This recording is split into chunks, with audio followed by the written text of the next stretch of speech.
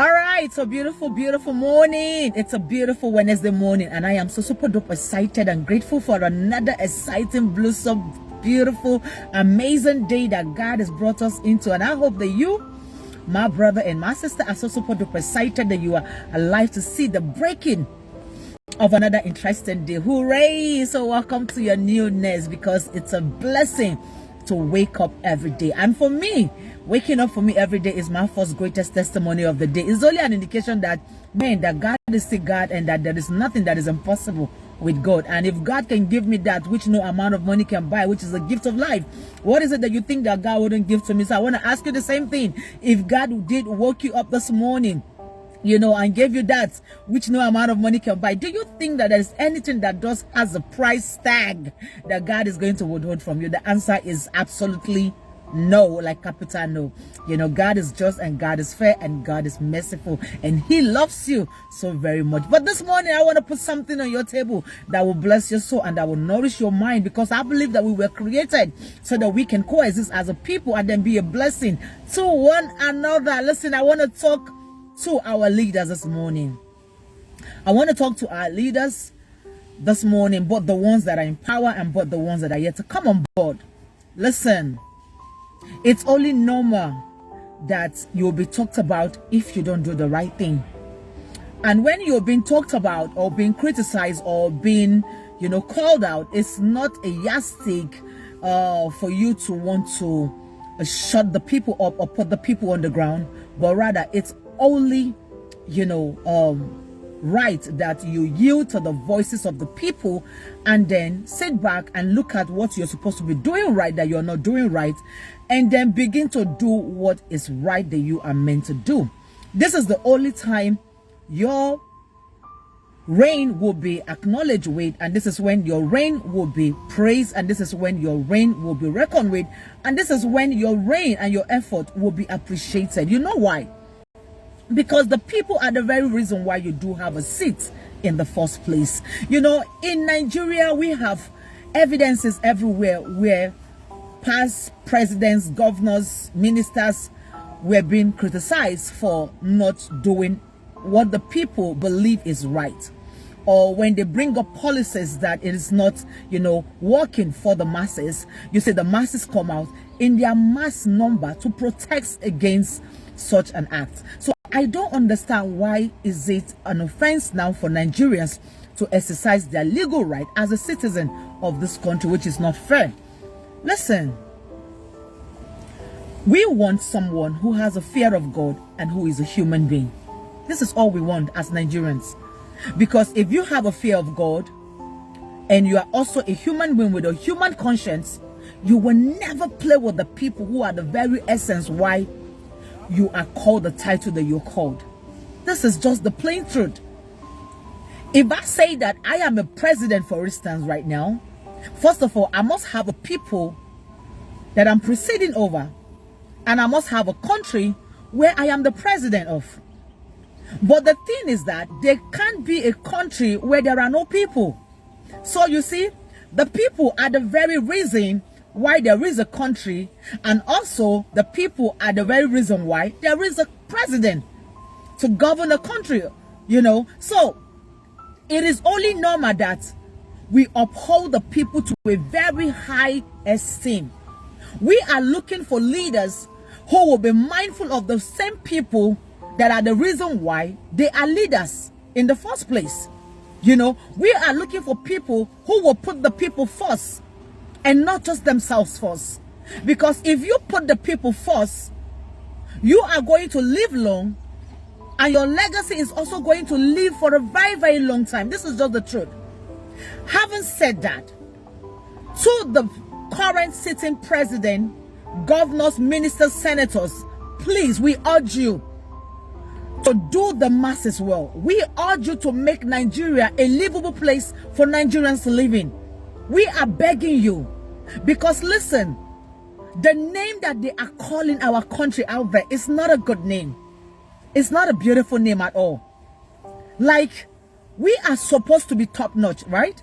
We are supposed to be praised. We are supposed to be referred to. People are supposed to tap into our wisdom. People are supposed to tap into our policies based on the way that the masses or the citizens of this country are living in fairness and in awareness. But you know, it is so sad how the people call us names.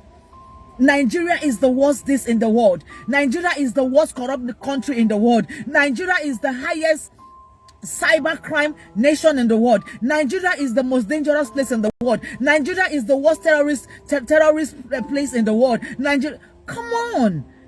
We can be better. If we, the leaders of this great nation, you know, understand that they owe the people first a duty to ensure that they live well and they live right. You know, all of these things will be nowhere to be found. It will amaze you how thousands of Nigerians are qualified to have a job, but they don't have a job. Does it not make you feel uncomfortable to see a nation as blessed as ours, whereby right under God we are not supposed to be in lack of anything, are living in lack, are living in abject poverty, are living below the level standard of a normal human being, you know, should be living in? Does it not embarrass you to see that a nation as blessed as ours, that has citizens, are being paid below $1 per day? Does it not make you feel awkward that the way that the situation and the condition of which the blessed nations and people of this nation are living in? This is not right. The countries that have a working system and a working policies, they don't have two heads. They don't have two heads.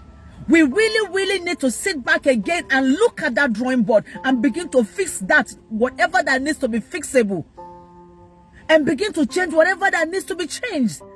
Because let me tell you, it's only normal for you to think of something and believe that it's going to work.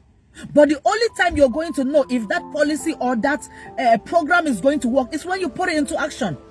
And when you put it out there and you see that it is not working, but rather that it's killing the people that your policy or program is supposed to be favoring or make them live as a human being, and is killing them, it's only normal that you sit back and re-strategize and then, you know, re-amend the policy or rewrite the policy or reinvent the policy or recreate another policy that will work.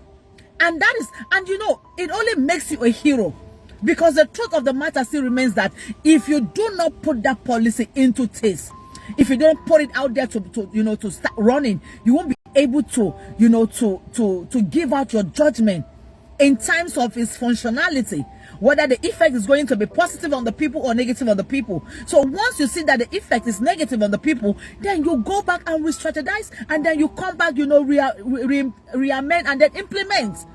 This is only normal.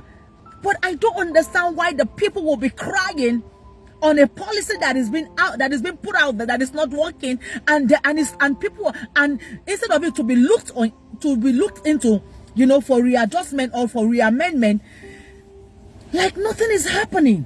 Like, are you saying that the people should go to hell? If you're saying the people should go to hell, are you going to govern a dead land or a dead country or a country where there are no humans living in it? Come on. We beg of you. Please, sir. We beg of you. Please, ma. We deserve to be treated well and not as slaves in our own motherland. We are begging. If you have the fear of God, if you have God, that you know that you are nothing without him, that God is the reason why you wake up every day and not anything else, then you will understand that your duty and obligation is to ensure that the masses or the citizens of this country, that they live in the way that they are expected to live, and that you make Nigeria a livable place for Nigerians to live in. Please, we beg of you. People are really going through hell in this country. Graduates don't have jobs to do. After spending so much time, you know, believing that it's going to be well, because they want to be legit and beautiful and amazing citizens of this country. They don't want to go into crime, and that is why they, you know, they have to go through whatever it takes, you know, to become legit and crime-free citizens. Do not sabotage the effort of those people. Please, we beg you, let Nigeria be a place livable for the Nigerians to live in.